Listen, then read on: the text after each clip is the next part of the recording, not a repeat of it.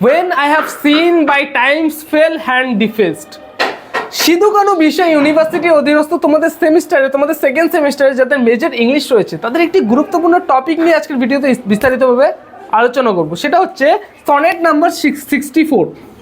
শেক্সপিয়ারের 154টা যে সনেট ছিল, এই 154টা সনেটের মধ্যে থেকে সনেট নাম্বার 64 যেটা রয়েছে, এই সনেট নাম্বার 64 নিয়ে আজকের ভিডিওতে কিন্তু বিস্তারিতভাবে আলোচনা করব।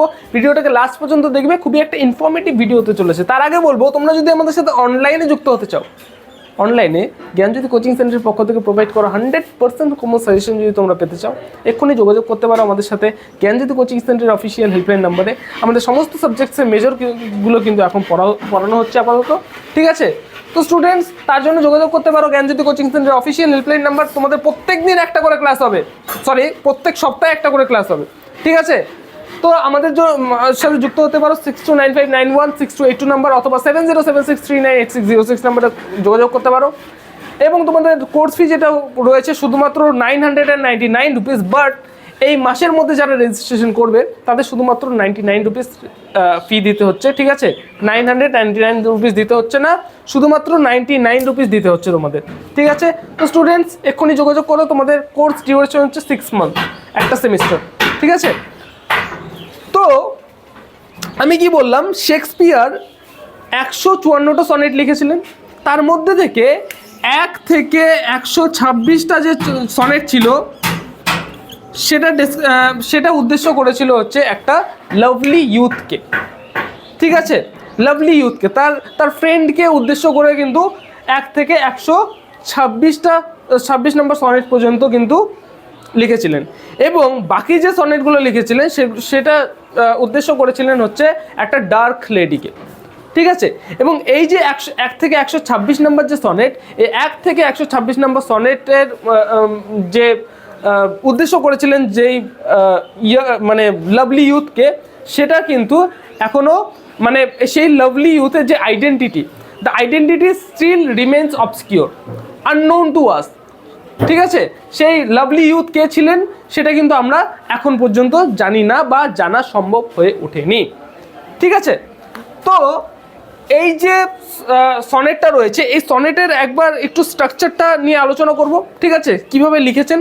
এই সনেটের মধ্যে 3টা কিন্তু কাপলেট আছে এবং তিনটা হচ্ছে কোয়াট্রেন আছে, একটা হচ্ছে কাপলেট আছে। কোয়াট্রেন কি? কোয়াট্রেন হচ্ছে সেট অফ 4 লাইনস। একটা কোয়াট্রেন মানে 4টা লাইন, 4টা লাইনে কিন্তু একটা কোয়াট্রেন হয়, বোঝা গেল? এবং কাপলেট হচ্ছে 2টো লাইনের সেটকে বলা হচ্ছে কাপলেট, বোঝা গেল? তাহলে এখানে হচ্ছে 3টা কোয়াট্রেন আছে, 3 × 4 = 12, এবং একটা ফাইনাল কাপলেট আছে 1 × 2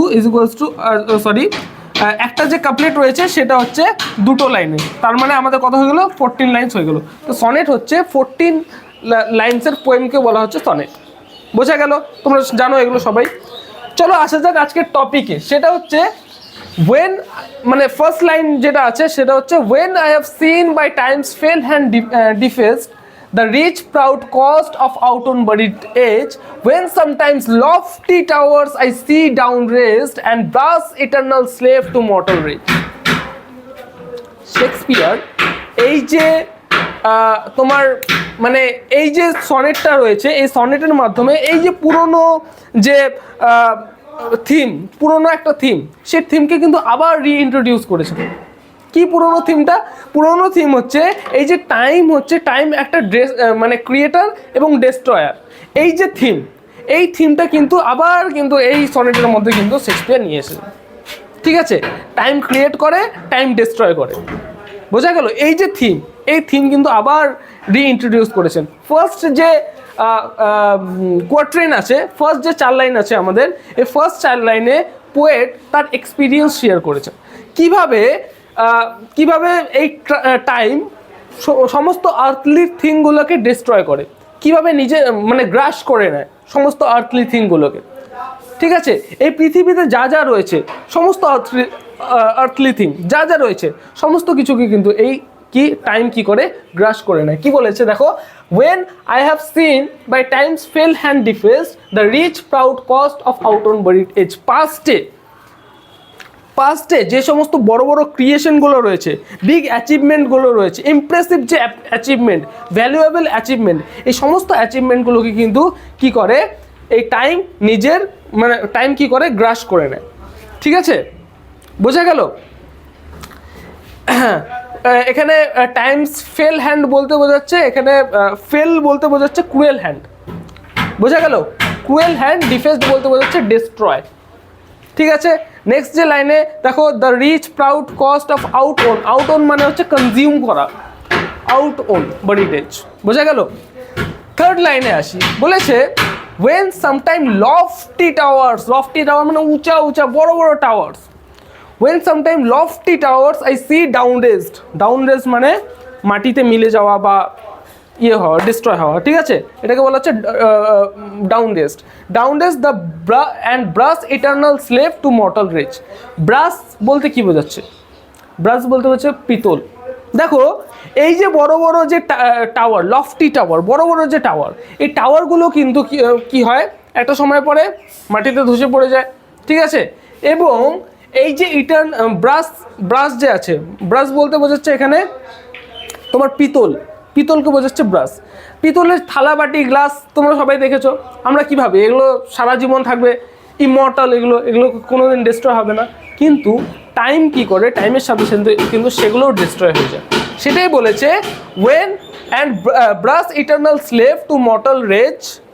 ঠিক আছে, brass eternal slave to mortal rage বলছে এই ব্রাসের মতো, এই যে পিতলের মতো এই ধরনের মেটেরিয়ালও কিন্তু একটা সময় পরে কিন্তু কি হয়ে যায়, মানে ধ্বংস হয়ে যায় আর কি।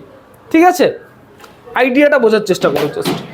এবং নেক্সট যে কোয়ার্ট্রেন আছে, এই নেক্সট কোয়ার্ট্রেনে এই শেক্সপিয়ার একটা ইমেজারি ইউজ করেছে, একটা ইমেজের ইউজ করেছে এখানে। দেখো কি কি বলেছে, when I have seen the hungry ocean gain advantage on the kingdom of the shore। দেখো এই জায়গাটা ভালো মতো বুঝবা সবাই, হ্যাঁ এই জায়গাটা ভালো মতো বুঝবা। দেখো আমি একটা লাইন টানলাম, এটা হচ্ছে কিংডম অফ ওশিয়ান। ঠিক আছে, এটা হচ্ছে কিংডম অফ ওশান, সমুদ্রের ইয়ে এটা। ঠিক আছে, আর হচ্ছে এটা হচ্ছে কিংডম অফ শোর। ঠিক আছে, এটা যে সমুদ্র, এটা ধরে না একটা সমুদ্র, সমুদ্রের সামনে যে বিচটা থাকে না, সি বিচ যেটাকে বলা হয়, সেটা হচ্ছে এটা। বোঝা গেল? এটা হচ্ছে মানে সয়েল আছে, এখানে মাটি আছে, আর এখানে হচ্ছে সমুদ্র। এখানে একটা ওয়ারের কথা বলা হয়েছে, there is a war between the ocean and the what শোর।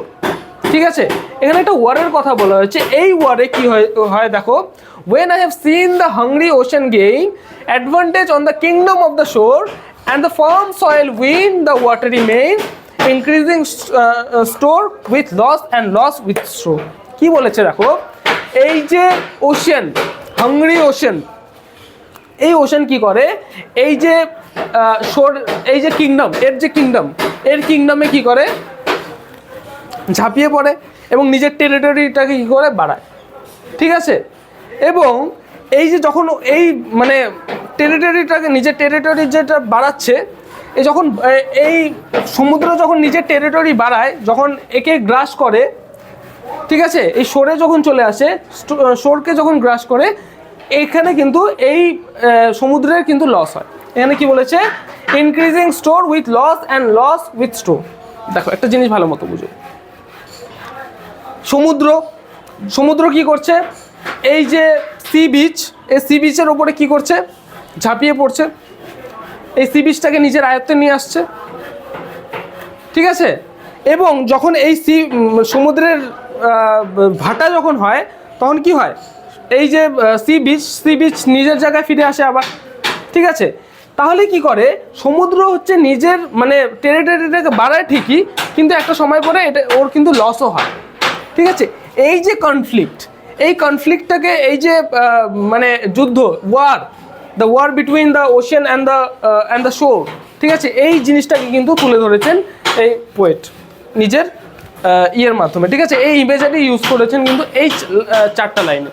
নেক্সট যে কোয়ার্ট্রেনটা আছে, এই নেক্সট কোয়ার্ট্রেনে কিন্তু এই জিনিসটাকে তুলে ধরেছেন শেক্সপিয়ার। তো স্টুডেন্টস, আজকে এই 8টা লাইন নিয়ে কিন্তু বিস্তারিতভাবে আলোচনা করলাম। ঠিক আছে, বোঝা গেল? এই 8টা লাইন নিয়ে বিস্তারিতভাবে আলোচনা করলাম। নেক্সট যে পার্ট থাকবে পার্ট 2, নেক্সট পার্টের মধ্যে আলোচনা করব শেষের যে লাইনগুলো রয়েছে সেই শেষের লাইনগুলো নিয়ে। শেষ আর 6টা লাইন রয়েছে, 6টা লাইন নিয়ে কিন্তু বিস্তারিতভাবে আলোচনা করবো নেক্সট আমাদের ভিডিওতে।